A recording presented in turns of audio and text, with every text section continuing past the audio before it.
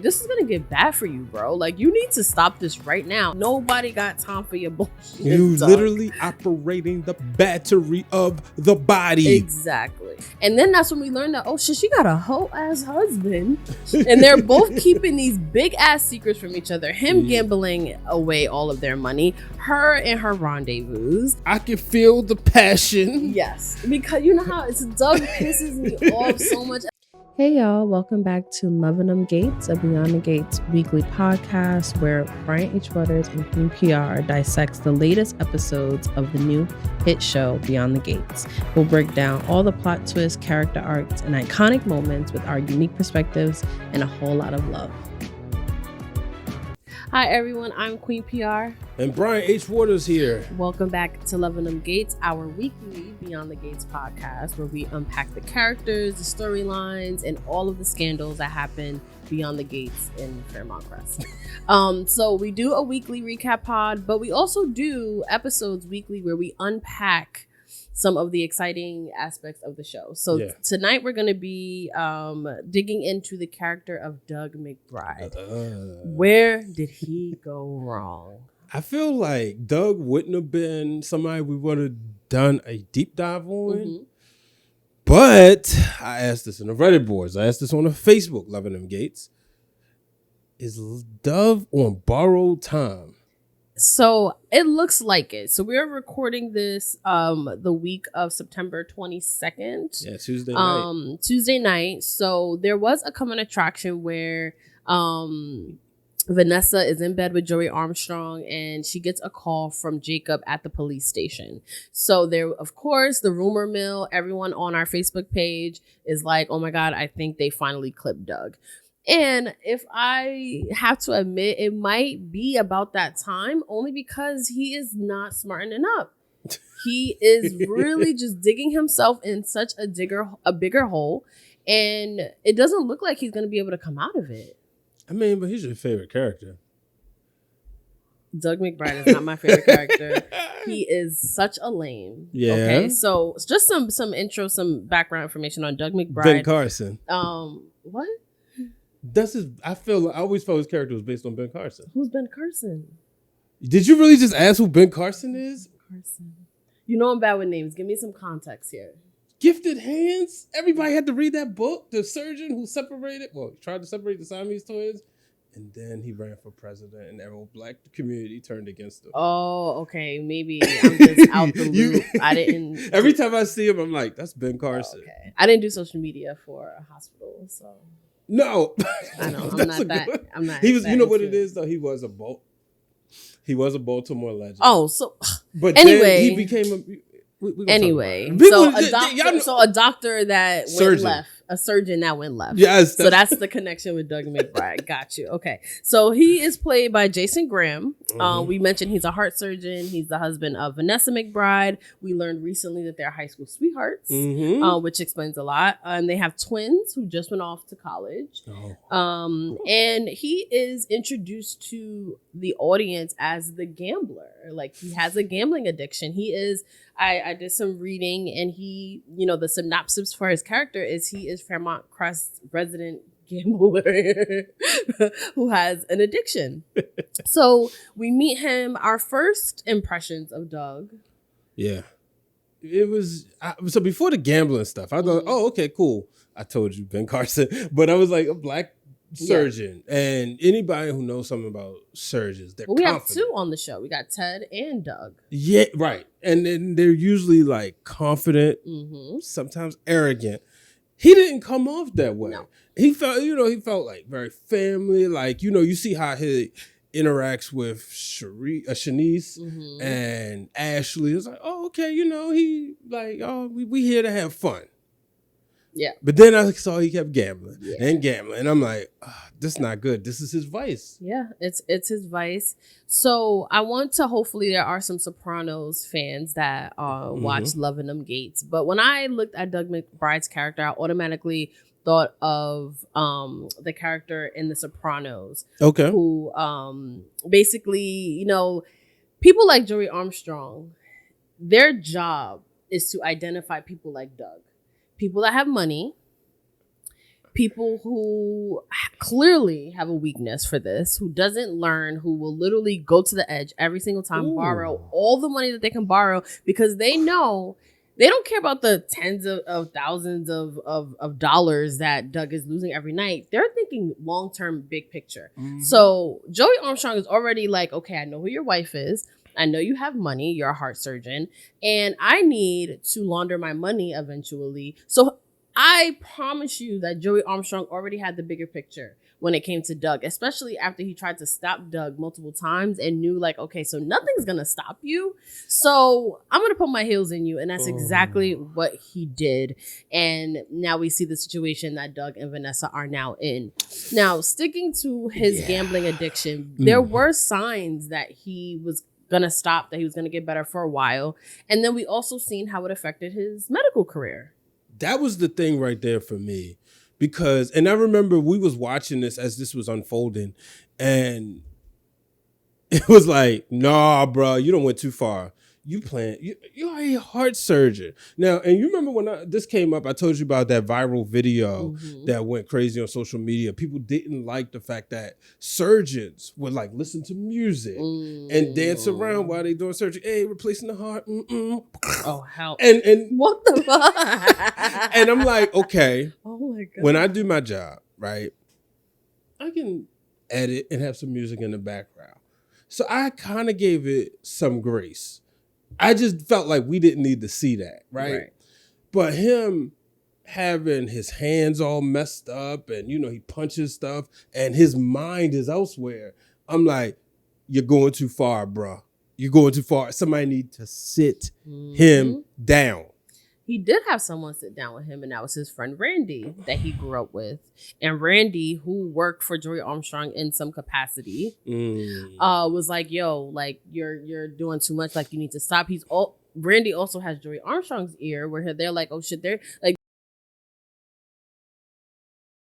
And like I mentioned before, there were times where he did stop, but he could not. And then he gets himself into a hole that he cannot get out of.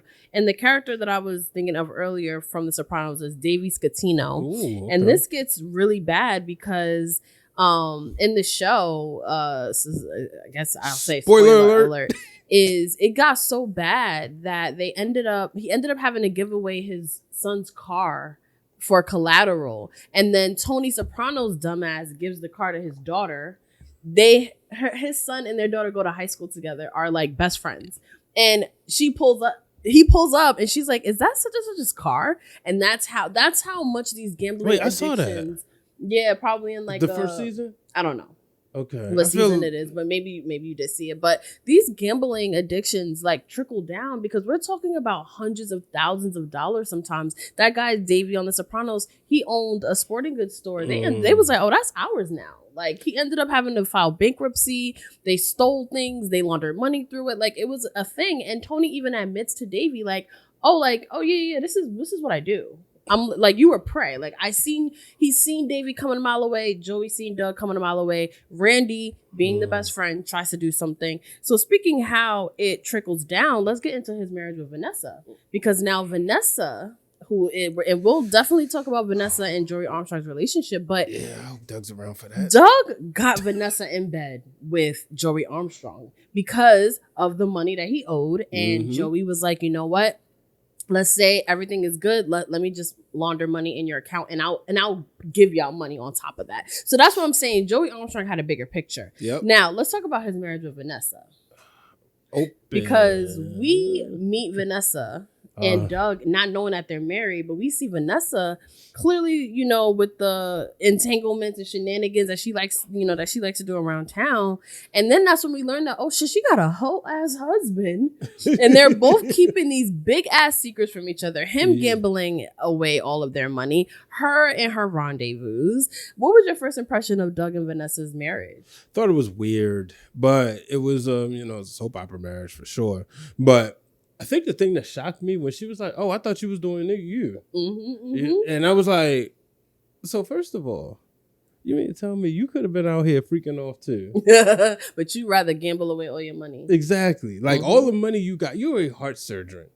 Now, you might not be messing with the patients. Yeah. But the patients got some family. Right. And I'm sure you a Fairmont Crest. Right. I'm sure they was throwing it at you. But that goes to show you that not all men are driven by sex. And that's what we did learn that I thought was it made sense. And it was good to see that, like, you know, the man in the relationship is not the one that's chasing tail. It's the woman in a relationship. Especially, you know, we knew what his college buddy Bill Hamilton was doing, or high school buddy, or whatever. So it's true. Yeah, he did go to college with Bill.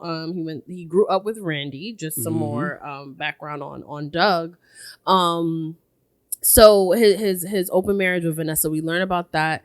And the thing is too, the reason why she thought he was also cheating is because him trying to hide his gambling addiction is kind of the same symptoms of like trying to hide cheating. Disappearing all times of the night, not being able to reach him, you know, showing up at work and realizing he's not there, and then he's at the casino and all of these things. So of course she's suspicious. She doesn't know what she's suspicious about, and then she learns about it. But one thing I do want to touch on, because this is Love and Dem Gates, is their open marriage. So they do ultimately confront each other about everything. They have no choice at this point. Doug kind of already always knew about Vanessa. There was kind of like this unsaid understanding. But there's no love lost between them. They don't want to get divorced. As of now, they don't want to get divorced. They don't want to make a big scene. They don't want to out each other for what they're doing. There's still a lot of love there, and there's no intention of breaking up.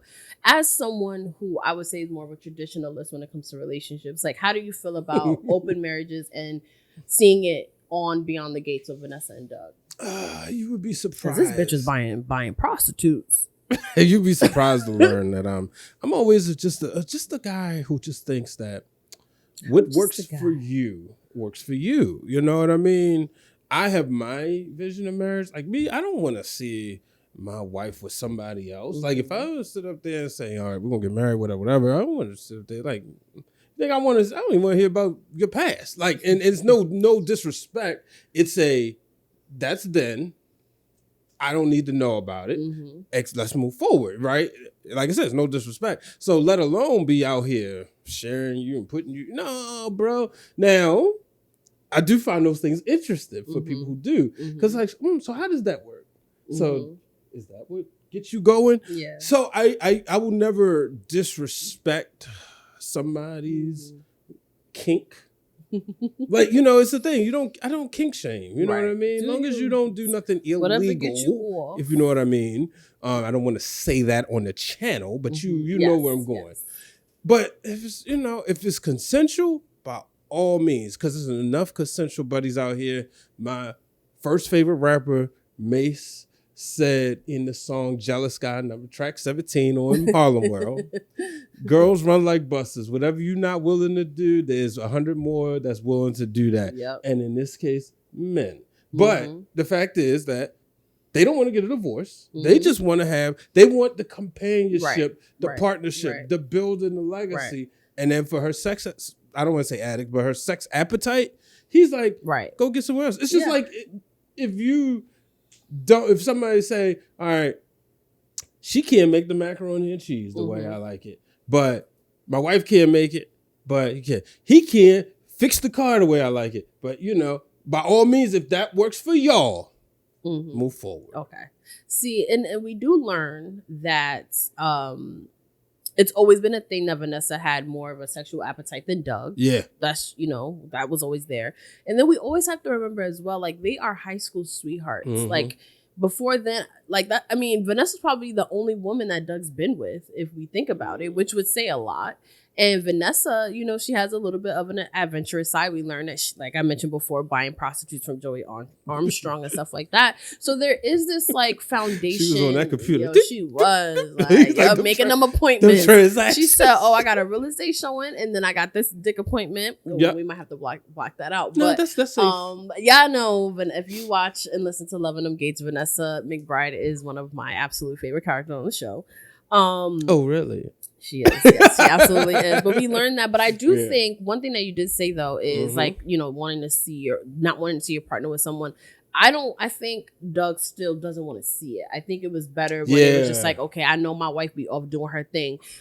But I think seeing it and him walking in on her and Joey Armstrong, especially after she told Doug that she wasn't going to sleep with Joey anymore. And in her defense, she did go over there initially to end things with Joey, and then things heated up. Ooh, so much. That's probably the only time I felt bad for Doug. Nah, I mean, Joey looking him in the eye and fucking smiling is still a scene, one of my top 5 scenes of the and there's been over 130 some episodes, and I love that scene so much. You love the toxicity. I do. You didn't feel bad. For Doug? No. I find Doug to be very lame, as I mentioned in the beginning of this. Me too, but deep dive. I mean, I do feel bad. I feel bad for him, but I think my admiration and enjoyment of Joey Armstrong and Vanessa McBride's relationship like overpowered that. Because also my thing with Doug, okay? No, you supposed to get clipped. He got money to clip. No, he don't. Okay. I mean, it's all Joey's. And Vanessa's at this point. But what, damn, you made me lose my train of thought. What you admire about their relationship. So what I... Vanessa and Joey. But Vanessa and Joey's relationship, I think Doug seeing it was just like a little too much. And like I said, just the pure disrespect that Joey has for him. But see, this is my thing with Doug, that where it's like he can't win me over. Because at first I was rooting for him. Yeah. I was rooting for you. But what got me with Doug is you got him, you and Vanessa into the situation. That's true. You are the one who even introduced Vanessa to Joey Armstrong. You should be grateful that Vanessa had a solution, because you should be in the dirt right now. I'm saying you owe somebody like Joey Armstrong hundreds of thousands of dollars, and you continue to borrow on it. It could have ended a lot of different ways, and I think if it wasn't for Randy vouching for you, it probably would have. You know what I'm saying? So the fact that you were able to get your debt erased, well, not erased, but there's a solution now where it kind of works out for everyone involved if no one gets caught. And then you're still like walking in rooms, demanding things from Joey, standing side by side next to Vanessa. Like, you need to be if I was Vanessa, I'd have been like, yo, your bitch ass needs to be in the back, or actually go wait in the car while the adults. Remember they tapped his car in the casino? Yeah, because he was wilding. Like, you are the loser in this scenario. You need to go be a heart surgeon. Take whatever fucking payoff you're getting from the money laundering. Yes.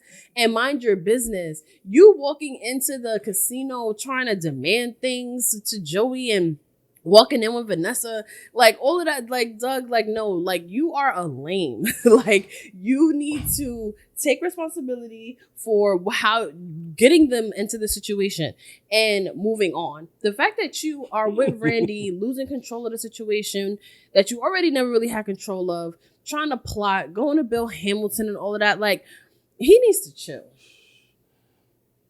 Sorry. I can feel the passion. I've been watching a lot of like, I can feel the passion. Yes, because you know how Doug pisses me off so much, and I think it's because like if you like the bitch ass nigga of the relationship, you gotta own that and move for. Like he is causing more trouble. That's my thing. Is like you're causing more trouble for everyone involved.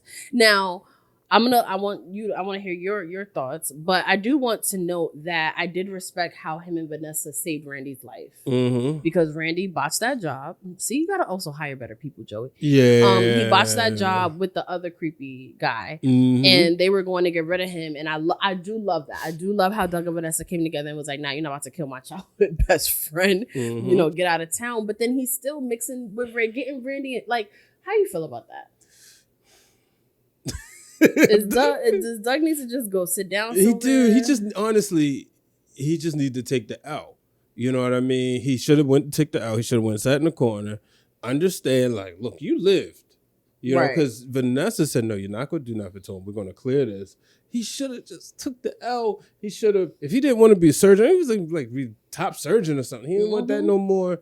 Go live off your 100,000. Right. You know, I'm pretty sure there's got to be a decent pension plan in there that Joey Armstrong couldn't get to. Right. You know, I'm pretty sure. I mean, his wife is out here selling $1 million houses. Right. And because we talked about the solid love between them, I'm pretty sure, like, if Doug wanted to lay low and start a new life, kind of, I'm pretty sure Vanessa would like support that, like, and make sure he was okay. Like, it's clear that the love is there between them. Yeah, absolutely. You know, and I kind of feel bad for Vanessa though, you know, because it's my girl.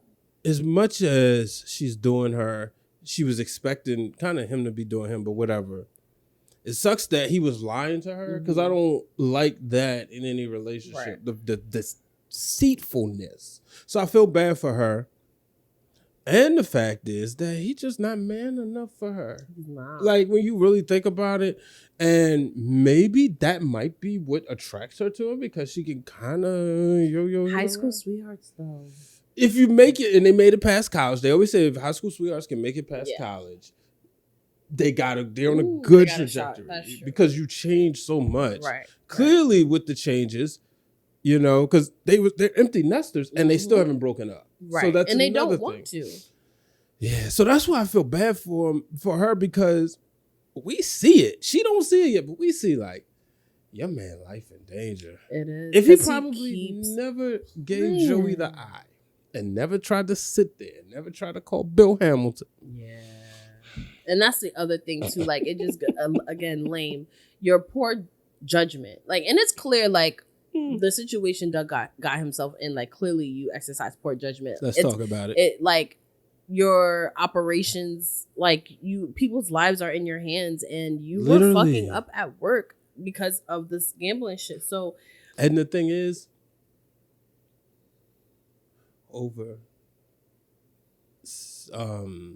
it's like over 30, 40, 50%. No, it's over 30% of medical deaths are because of accidents. Wow, exactly. He is one of those people, because we think about all these years. He's probably got a few. Whew.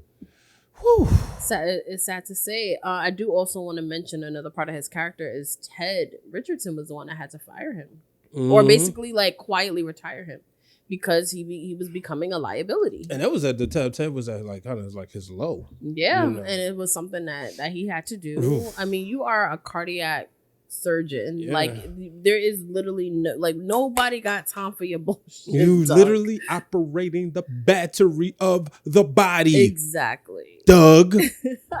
So he's. You're right. See, you did it again. What?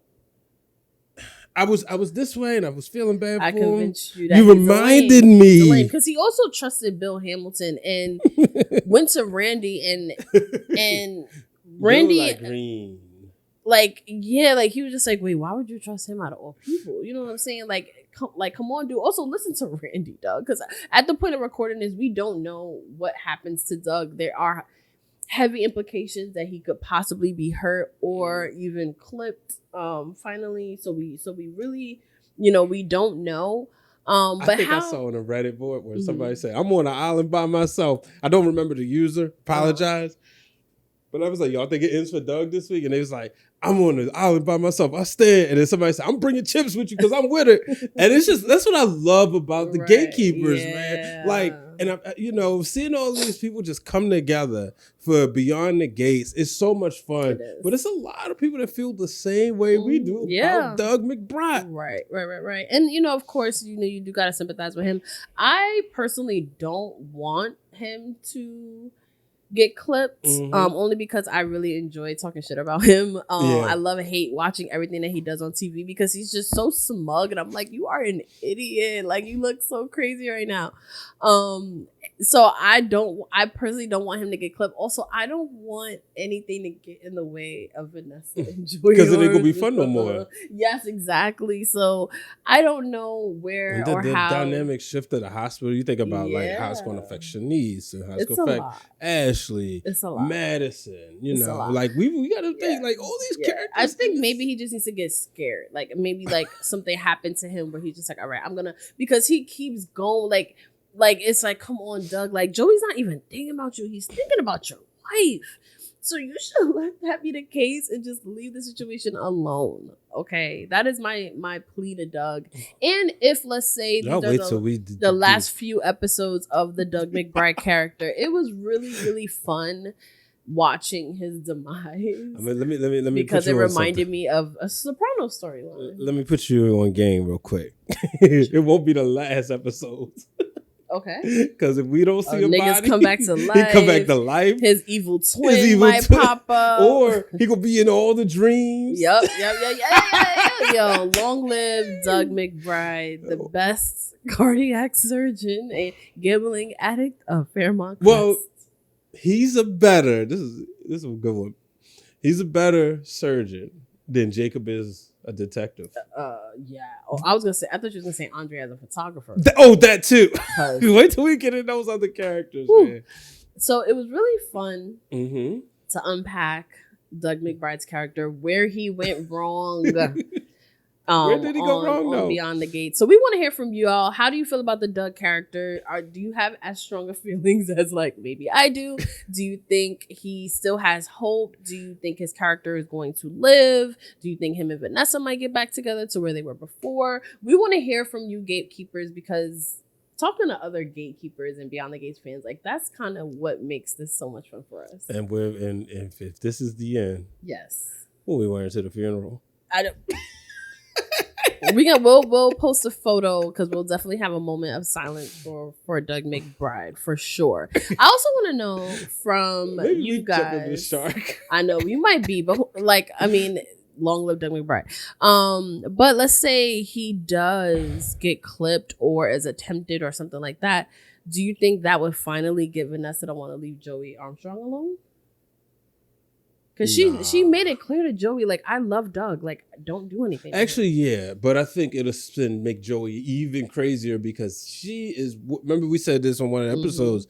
He has control of everybody except her. Right. She's the only person that's... But also, now that you're saying that makes me think there is more chances that Joey will try to get rid of Doug off the simple fact that, like, damn, you still love him? You know, like, when are you, like, be with me? Like, he's very much kissing her in public. In front of Bill Hamilton? Like, yeah. So I want to know from all of you how you feel about the Doug character, the Vanessa, Joey, and him. Like, how do we think this storyline is going to end or even progress? What is the future for Doug McBride? Let us know in the comments. Right. Also, if you enjoyed this episode, we have other deep dive episodes where we unpack Beyond the Gates characters and scenarios and relationships and scandal. There's one on Bill, Haley, and Danny's love triangle. We have one on whether or not Eva is a good person. Yep. And do we have a third? Yes, we do. It is on Derek and Ashley. It's on Derek and Ashley, our favorite couple ever. Yeah, so make sure you check those out. Those are linked in the description. We learned that most people that watch our episodes are not subscribed on YouTube, so please hit that subscribe button, hit the bell for notifications, leave a comment, like our Facebook page, Loving Them Gates, and we'll see you next time. All right.